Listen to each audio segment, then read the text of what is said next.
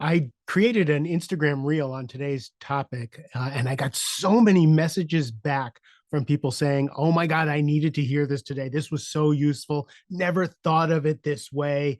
And I thought it was a pretty simple subject, but the response was unexpected and interesting to me. So I thought I would do a little bit more talking on it on the Rising Leader podcast. So you're going to get the benefit of going a little deeper into the topic of two problems versus one problem.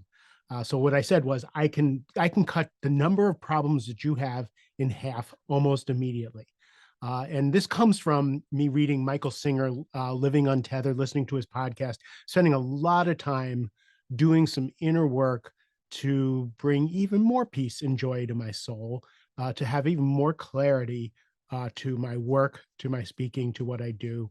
And by doing that, it's working on what's going on inside and the twisting into pretzels that we do inside. I don't know if you have the roommate in your head that talks to you all day long in a way that if it was an actual real person, you would get a restraining order. But I have that person. I've done a really good job of lowering the volume on that person, of not really giving it enough credence, and the less I listen to that voice in my head, the more joy I have, the happier I am, the more things I'm capable of doing.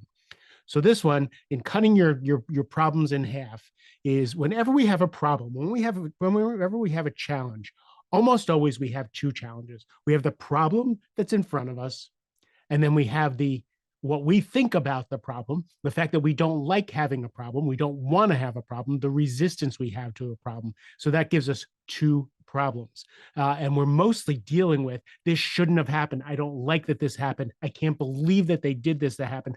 And we're dealing with that instead of doing what the Navy SEAL say to do, which is work the problem. And what Michael did when he talked about this topic on his podcast, he used a subject near and dear to my heart, and that's people driving slow in the left lane. No matter how spiritual I get, no matter how practiced I get at any of this, I cannot stand people who drive slow in the left lane. If you drive slow in the left lane, I apologize. I'm the asshole. You're not, but it still bothers me. And he says, so you're driving in the left lane and you're speeding, and there's someone going too slow in front of you. So you have a problem. Someone's going too slow and you can't drive the way you want to drive. Your second problem is they're driving too slow. They shouldn't be in the left lane. Haven't they learned to drive? Who are these people that they're driving in the left lane? Don't they understand? Now I got to move into the right lane to go by them. And that's dangerous. And that causes more accidents than even speeding. And I'm in the whole litany in my head. And I've been working with this for years and it's never gone away. And then Michael says, it's really interesting. He says, so what I do is the way I let go of that is I realize I don't want anybody telling me how to drive and what speed I should go to. So I shouldn't be telling them how they should be driving. And that's how I know that even Michael Singer, Zen Master Flash of the universe, drives too fast, just like me. So I have two problems. I have someone driving in front of me too slow, and it's what I think about the problem. And we do this all day, every day, don't you?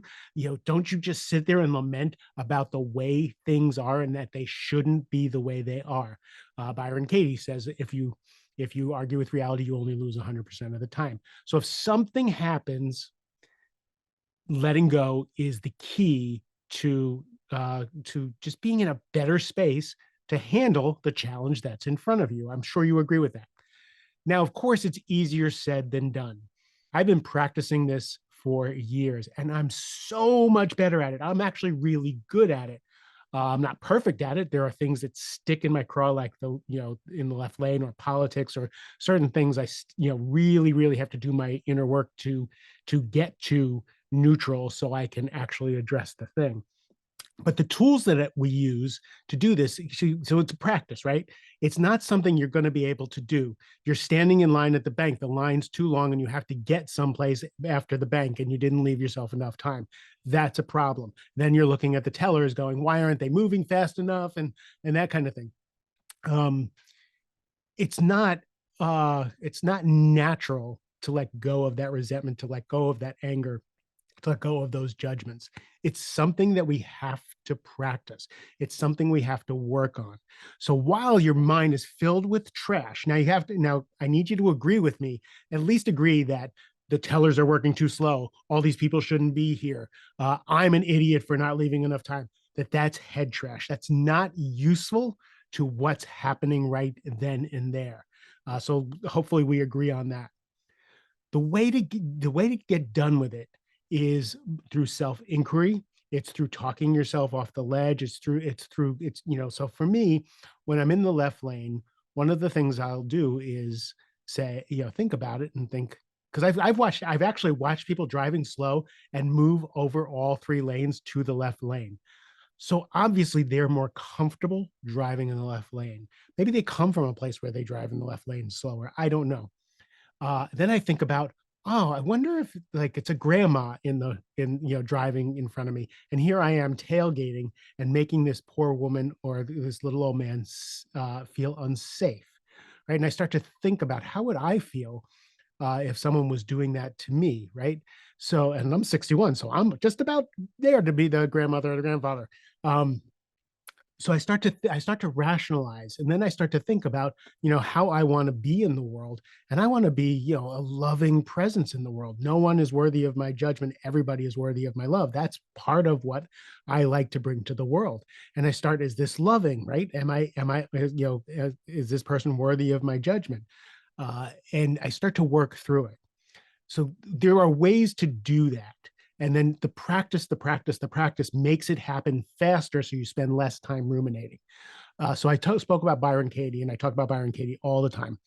Byron Katie has a book called Loving What Is, and she has what she calls the work, which is 4 questions in a turnaround that untangles your mind from being so sure of itself, so right that this person is an idiot or that these tellers are just goofing off and too slow.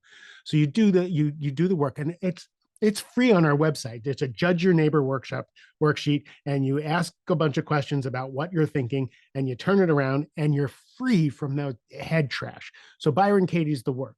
I teach Hoponopono. I've done podcasts on it. I have a video on my website for free on how to do Hoponopono, which is doing an inquiry and letting go of what's happening in front of you so you can get to a neutral state. Right. And the reason to get to a neutral state is because, one, you're happier. Two, you're clearer so that if there is a challenge, and you're going to have real challenges in the world. Another thing I love about Michael Singer is like, just because you're spiritual doesn't mean you're not going to have problems, right?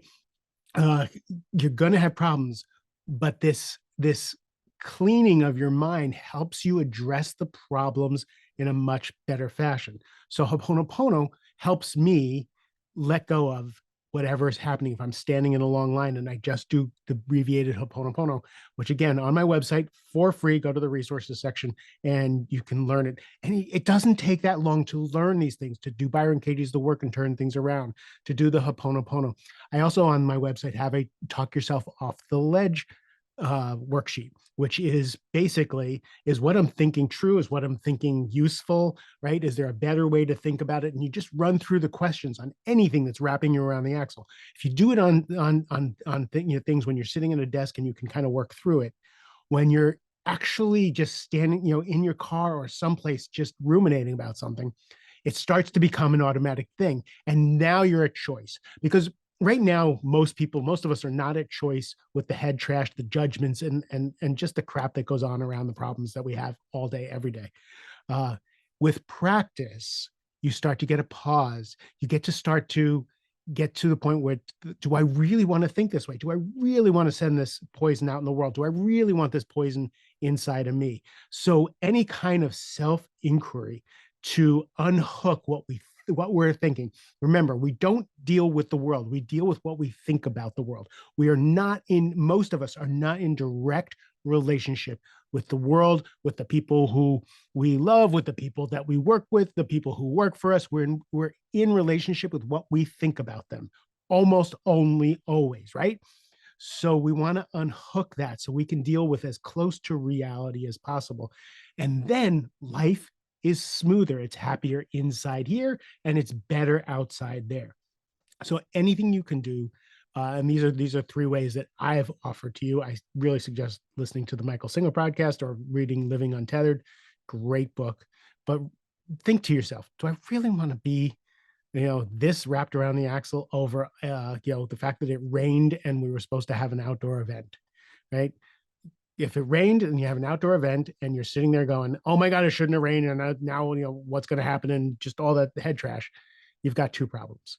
If it rains and you say, okay, now what do we do? You've got one problem. Makes sense? Easier to deal with. Let me know what you think. My 90-second reels seem to get a lot of feedback. If there's any way I can help, if there's anything I can point you to, I'm happy to do that. I love you. Have a great rest of the day.